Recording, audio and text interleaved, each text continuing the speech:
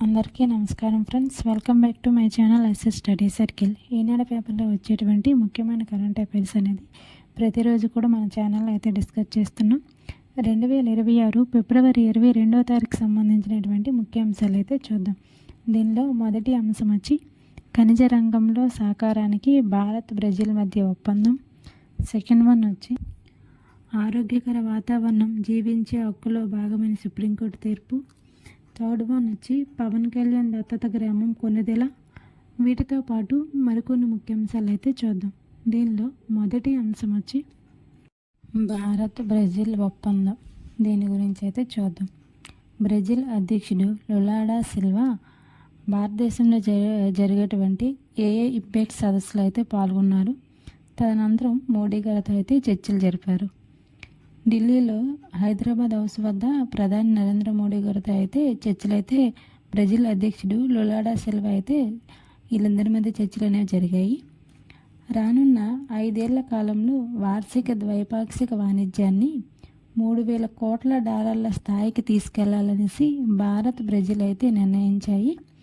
ఈ చర్చల్లో ఇరు దేశాల కీలక ఖనిజాల రంగంలో సహకారం అనేది ఇచ్చిపుచ్చుకునేందుకు ఉద్దేశించిన ఒప్పందాలపైన అయితే సంతకాలు అయితే చేశారు.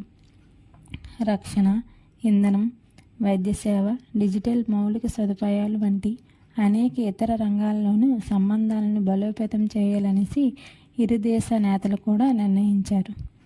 ఉగ్రవాద దానికి మద్దతునిచ్చేవారు మానవాళికి శత్రువులు అన్న విషయాలపై భారత్ బ్రెజిల్ అనేవి ఏకాభిప్రాయానికి అయితే వచ్చాయనేసి ప్రధాని నరేంద్ర మోడీ గారు చెప్పడం జరిగింది. కాశ్మీర్లో ఉగ్రదాడుల్ని బ్రెజిల్ అధ్యక్షుడు లులా డా సిల్వా అతనైతే ఖండించడం జరిగింది. సో ఇంపార్టెంట్ గుర్తుపెట్టుకోవాలి. దీనిలో ఏంటంటే ఖనిజ రంగంలో సహకారానికి భారత్ బ్రెజిల్ అనేవి ఒప్పందాలు అయితే చేసుకోవడం జరిగింది. సో ఇంపార్టెంట్ గుర్తుపెట్టుకోండి. నెక్స్ట్ అంశం వచ్చి ఆరోగ్యకర వాతావరణం జీవించే హక్కులో భాగమని సుప్రీంకోర్టు తీర్పు. దీని గురించి చూద్దాం. పరిసరాల పరిశుభ్రత, ఆరోగ్యకరమైన వాతావరణం జీవించే హక్కులో విడదీయరాని భాగమేనని సుప్రీంకోర్టు అయితే పేర్కొంది. ఘన వ్యర్థాల నిర్వహణ నియమాలు అమలులో నెలకొన్న లోపాలను ఎత్తిచూపుతూ వ్యర్థాల సమర్థ నిర్వహణకు నేటి తరం నడుం బిగించాలనేసి ప్రభుత్వము చట్టాలు రూపొందించి చర్యలు చేపట్టే వరకు కూడా ఎదురు చూస్తూ ఉండకూడదనేసి అయితే స్పష్టం చేసింది. ఏప్రిల్ 1 నుంచి అమల్లోకి రానున్నటువంటి ఘన వ్యర్థాల నిర్వహణ నియమాలు 2026కు సంబంధించి కోర్టు అయితే అనేక మార్గదర్శకాలు అయితే జారీ చేయడం జరిగింది. ఘన వ్యర్థాలను నిర్లక్ష్యం చేయడం ప్రజల ఆరోగ్యంపై, దేశ ఆర్థికంపై ప్రభావం చూపుతుందనేసి justice Pankaj Mittal, justice SVN భట్టాల ధర్మాసనం అయితే పేర్కొంది. దీనిలో భాగంగానే ఆరోగ్యకర వాతావరణము జీవించే హక్కులో భాగమనేసి అయితే ఈ ధర్మాసనం అయితే పేర్కొంది. సో ఇంపార్టెంట్ గుర్తుపెట్టుకోవాలి. అంటే పరిసరాలు పరిశుభ్రంగా ఉంచుకోవాలనేసి దీని గురించి అయితే చెప్పడం జరిగింది. నెక్స్ట్ అంశం వచ్చి నాసా చందమామ రాకెట్లో మరో సమస్య. దీని గురించి అయితే చూద్దాం. దీని గురించి అంతకుముందు క్లాస్లో కూడా మనమైతే ఒకసారి డిస్కస్ చేసాం. చందమామ వద్దకు మానవ సహిత యాత్ర నిర్వహించేందుకు అమెరికా అంతరిక్ష సంస్థ నాసా అయితే సిద్ధం చేసిన స్పేస్ లాంచ్ సిస్టమ్ ర్యాకెట్లో అయితే ఒక సమస్య అయితే తలెత్తింది. అంతకుముందు ఒక సమస్య వచ్చింది, మళ్ళీ ఇప్పుడు ఇది రెండో సమస్య. ర్యాకెట్ ఎగువ దశలో హీలియం ప్రవాహానికి అయితే అవాంతరం అనేది అయితే తలెత్తింది. ప్రయోగం కోసం ఘన హీలియం ప్రవాహం అనేది అయితే అవసరమవుతుంది. దానిలో అయితే సమస్య రావడం వల్ల ఇది ప్రయోగం అయితే కొంచెం వాయిదా పడే అవకాశం అయితే ఉంది.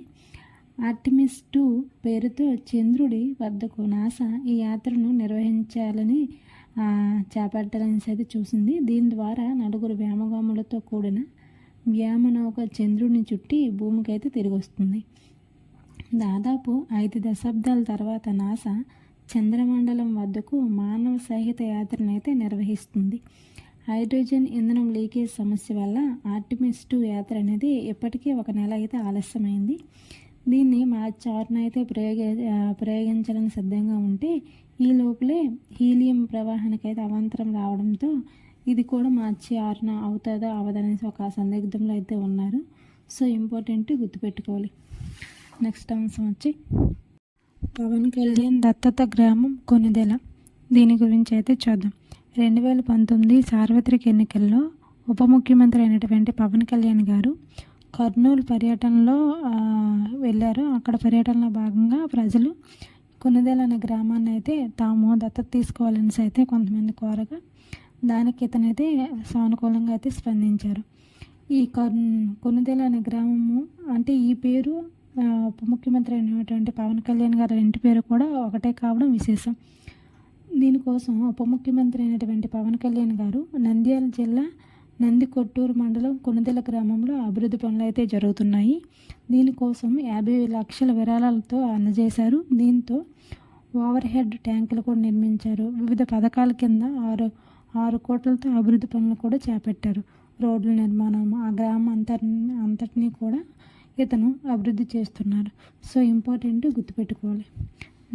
చూశారు కదా ఫ్రెండ్స్, 2026 ఫిబ్రవరి 22వ తారీఖు సంబంధించినటువంటి ముఖ్యమైన కరెంట్ అఫైర్స్ అయితే డిస్కస్ చేసాం. ఇదే విధంగా ప్రతిరోజు కూడా మన ఛానల్లో ఈనాడు పేపర్లో వచ్చేటువంటి ముఖ్యమైన current affairs and job updates కూడా చెప్పడం జరుగుతుంది. So please support my channel. మన ఛానల్ సబ్స్క్రైబ్ చేయండి, లైక్ చేయండి. మీ ఫ్రెండ్స్ ఎవరైనా సరే కాంపిటేటివ్ చేస్తే వాళ్ళకైతే మన క్లాసెస్ అనేవి షేర్ చేయండి friends. Thank you for watching my channel. Thank you.